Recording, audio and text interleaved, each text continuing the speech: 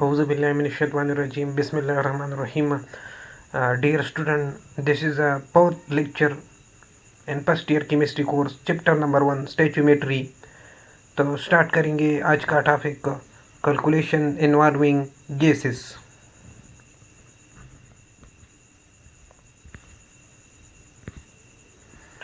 तो सबसे पहले कैलकुलेशन इन्वॉल्विंग गैसेस में सबसे पहले हम एवोगैड्रो लॉ को डिस्कस करेंगे। एवोगैड्रो लॉ का स्टेटमेंट है different gases is equal to volume is equal to number of particle same.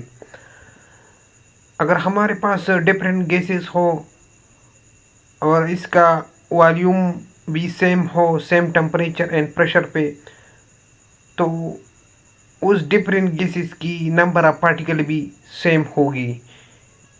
ये एवोगैड्रो लॉ कहते हैं। अगर हम इस लॉ को एग्जांपल में डिस्कस करें तो आपको अच्छी तरह समझ आ जाएगी। एग्जांपल है हमारे पास hydrogen, oxygen and carbon dioxide. These are different gases and equal volume at same temperature and pressure, so the number of particles are also same of these gases. ये गैसेस हमारे पास डिफरेंट गैसेस है। मिसाल के तौर पर hydrogen different है oxygen से, oxygen different है कार्बन डाइऑक्साइड से, उसकी वॉल्यूम भी सेम है। सेम टेम्परेचर एंड प्रेशर पे इस डिफरेंट गैसेस की वॉल्यूम सेम है, तो उस डिफरेंट गैसेस की नंबर ऑफ पार्टिकल भी हमारे पास सेम होगी। ये एवोगैड्रो लॉ कहते हैं। अगर इसके बाद हम आ जाए इस टीपी पे,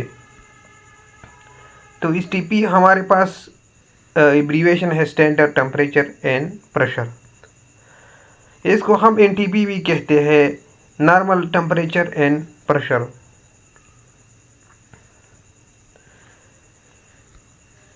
अगर हम टेम्परेचर की वैल्यू और प्रेशर की वैल्यू इस टीपी पर डिस्कस करें तो ये कुछ इस तरह होगा कि टेम्परेचर हमारे पास 0 सेंटीग्रेड होगा, 273 केल्विन होगा इस टीपी पे, और प्रेशर की वैल्यू हमारे पास 1 atm होगा इस टीपी पे। और इस टीपी के बाद हम आ जाए आरटीपी पे, तो आरटीपी का एब्रीविएशन है रूम टेम्परेचर एंड प्रेशर। अगर टेम्परेचर और प्रेशर की वैल्यू हम आरटीपी पे डिस्कस करें तो हमारे पास कुछ इस तरह होगा कि टेम्परेचर 25 सेंटीग्रेड होगा और 25 सेंटीग्रेड होगा और 298 केल्विन होगा। प्रेशर की वैल्यू 1 atm होगा और इन बोथ इस TP RTP pressure is same. इस टीपी और आरटीपी में प्रेशर की वैल्यू सेम होगी। तो ये हमारे पास इस टीपी प्रेशर की वैल्यू और टेम्परेचर की वैल्यू इस टीपी पे और आरटीपी की पे हमने डिस्कस किया। इसके बाद हम आते हैं कि इस टीपी में हमारे पास मोल की जो फार्मूला है इस टीपी पे, तो उसको डिस्कस करेंगे। इस टीपी में हम 1 mole of gas 22.4 DM cube की ले लेते हैं, और इस 22.4 डीएम क्यूब को हम मोलर वॉल्यूम कहते हैं। मोलर वॉल्यूम इसको इसलिए कहते हैं कि because it is volume occupied bye 1 mole of gas. ये एक ऐसा वॉल्यूम है जो 1 मोल ऑफ गैस पे मुश्तमिल है, तो इसलिए हम इसको मोलर वॉल्यूम कहते हैं। अगर हम इस मोलर वॉल्यूम पर मोल की फार्मूला को, इस मोलर वॉल्यूम से मोल की फार्मूला को डेरिवेट करें तो वो कुछ इस तरह होगा कि number of mole is equal to volume in D cube divide by molar volume. Number of mole बराबर होगी वॉल्यूम इन डी क्यूब में डिवाइड बाय मोलर वॉल्यूम। ये हमारे पास इस टीपी पे नंबर ऑफ मोल की फार्मूला आ गया। इसके बाद मोलर वॉल्यूम हम 22.4 डी क्यूब ले लेते हैं। अगर हम इस फार्मूले में नंबर ऑफ मोल को मालूम करेंगे तो ये 22.4 हम मोलर वॉल्यूम की जगह ले ले तो हम मोलर वॉल्यूम की जगह 22.4 ले लेंगे। तो ये फार्मूला कुछ इस तरह होगा कि number of mole is equal to volume in D cube divide by 22.4। Molar volume की जगह हमने 22.4 ले लिया। इसके बाद हम आरटीपी पे मोल का फार्मूला हम आरटीपी पे से डेराइव करेंगे। तो हम 1 मोल ऑफ गैस आरटीपी पे 24.4 डी क्यूब ले लेते हैं और इस 24.4 को हम मोलर वॉल्यूम कहते हैं आरटीपी पे। इस टीपी पे 22.4 के बराबर था और आरटीपी पे 24 डी क्यूब की मोलर वॉल्यूम बराबर है। ये इस तरह सेम फार्मूला है जिस तरह हमने इस टीपी में डिस्कस किया, लेकिन इस मोलर वॉल्यूम में हम 24 डी क्यूब हम ले लेंगे। इस टीपी में हमने 22.4 लिया था, इसमें हम 24 डी क्यूब ले लेंगे। ये सिर्फ डिफरेंस है इस टीपी और आरटीपी की मोल फार्मूले में। तो number of mole is equal to volume in D cube divide by molar volume. Molar volume की जगह हमने 24 डी क्यूब ले लिया। अगर हम इस दोनों फार्मूले पर को एग्जाम्पल से डिस्कस करें तो आपको बहुत अच्छी तरह समझ आ जाएगा। इस मोल के फार्मूले पर हम एग्जाम्पल करें तो आपको बहुत अच्छी समझ आ जाएगा। सबसे पहले हम एग्जाम्पल इस फार्मूले पर करते हैं। तो हमारे पास सबसे पहले क्वेश्चन है नंबर 1 के volume occupied bye 2 mole of hydrogen gas it's TP. हमारे पास वॉल्यूम क्या होगी 2 मोल ऑफ हाइड्रोजन की इस टीपी पे।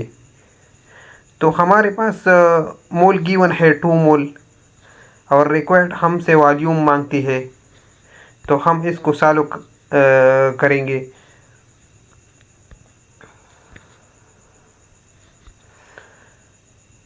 द फार्मूला को हम इस तरह डिस्कस करेंगे कि number of mole is equal to volume in D cube divide by 22.4 d cube. अगर हम इस फार्मूले को रीअरेंज करें तो ये इससे हम वॉल्यूम को वॉल्यूम इससे हम निकालते हैं। Volume is equal to mole multiply by 22.4। तो वॉल्यूम 22.4 मोल मल्टीप्लाई 22.4 के बराबर होगी। तो मोल हमारे पास 2 है और 22.4 से हम जब 2 मल्टीप्लाई करें तो हमारे पास 44.8 डी क्यूब आ गया। और इस हमारे पास 44.8 डी क्यूब आ गया और ये 44.8 डी क्यूब हमारे पास वॉल्यूम ऑफ हाइड्रोजन गैस की हो गया।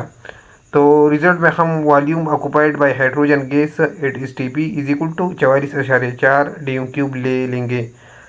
और ये हमारे पास इस एग्जांपल पे पहला क्वेश्चन था कि हमारे पास नंबर ऑफ मोल गिवन था और हमसे वॉल्यूम को रिक्वायर्ड मांगते था। तो इसके बाद हम अगर दूसरी क्वेश्चन पर आ जाए तो वो कुछ इस तरह होगी इस पे कि दूसरी क्वेश्चन में हमारे पास है कि gas X occupy volume of 12 D cube at R T P. How much mole are there. हमारे पास एक गैस है एक्स और इसका नाम मालूम नहीं है, तो हमारे पास एक्स है और वॉल्यूम हमारे पास 12 डी क्यूब है आरटीपी पे। तो हमारे पास मोल मांगते हैं कि इसमें मोल क्या होगी। एक गैस एक्स है, 12 डीएम क्यूब वॉल्यूम है आरटीपी पे, तो हमारे पास वॉल्यूम क्या होगी, ये हमारे पास क्वेश्चन है। हमारे पास अगर हम गिवन को देखें तो हमारे पास 12 डीएम क्यूब वॉल्यूम गिवन है। रिक्वायर्ड हमसे मांगते हैं number of mole at RTP. तो हम इसको सॉल्व करेंगे इसी फार्मूले पर, लेकिन हमारे पास number of mole is equal to volume in D cube divide by molar volume, ये हमारे पास फार्मूला है। अगर हम number of volume in D cube हमारे पास 12 है और मोलर वॉल्यूम हमारे पास 24 है आरटीपी पे। अगर 12 को हम 24 पे डिवाइड करें तो इससे हमारे पास 0.5 मोल आता है, और ये 0.5 हमारे पास गैस एक्स का मोल हो गया आरटीपी पे। तो इसी तरह हमारे पास ये लेक्चर इख्तिताम पज़ीर हुआ इस पॉइंट पे, और इंशाअल्लाह अगर आपको कोई भी मसला हो तो इस शॉर्ट लेक्चर में तो हमसे कमेंट बॉक्स में पूछते हैं। वस्सलाम।